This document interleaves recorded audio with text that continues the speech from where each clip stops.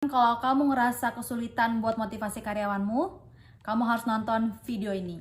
Di sini memotivasi karyawan yang aku maksud yaitu bagaimana sih caranya supaya mereka tuh lebih produktif lagi kerjanya, dan juga bagaimana caranya supaya karyawan itu yang udah kerjanya baik nih supaya lebih meningkat lagi kinerjanya. Apakah memang karena gaji sama tunjangan aja yang bikin mereka tuh termotivasi, atau mungkin ada hal penting lain selain gaji sama tunjangan ya. Nah, yang aku bahas kali ini yaitu aku dapat dari bukunya karya Dale Carnegie, judulnya Sukses Memimpin. Dan aku bakal jelasin seperti apa yang aku dapetin dari sini dan aku sudah praktekin tentunya. Pertama, pengakuan. Gak mau mungkiri ya, kan setiap orang tuh pasti butuh banget sama pengakuan, apalagi karyawan kita sama staff kita. Kalau misalnya kita bisa pahami perbedaan mereka aja dari yang lain dan bisa menganggap mereka spesial daripada yang lain, itu mampu sih untuk bisa meningkatkan kinerja mereka. Kedua, perasaan bangga. Ya, nggak bisa dipungkiri, semua orang tuh seneng banget kalau dibangga-banggain, termasuk karyawan, staff kita juga. Kalau misalnya kita tuh bangga sama kerjaan yang dilakukan, apapun itu, kita wajib aja bilang ke mereka gitu.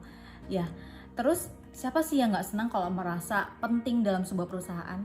Nah, dengan merasa penting, dia ini bakalan lebih jago lagi kerjanya gitu. Yang ketiga, perasaan memiliki.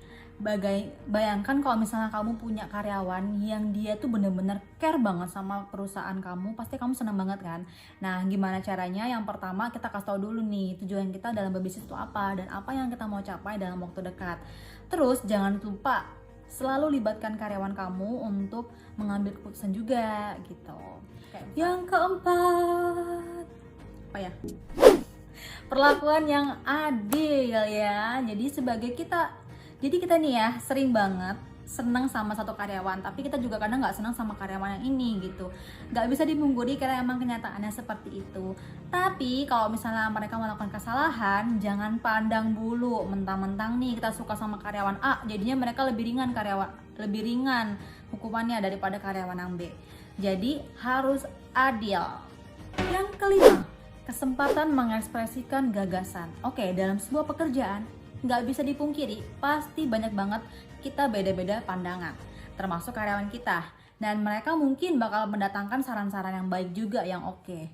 Tapi jangan dulu diabaikan nih saran-saran mereka. Nah, baiknya kita sebagai atasannya, kita mempertimbangkan dulu aja saran mereka, karena bisa jadi saran mereka tuh ada benarnya juga, kayak gitu. Walaupun hasilnya juga tergantung kita sebagai atasannya, ya. Karena ini menentukan nanti di saat waktu eksekusi.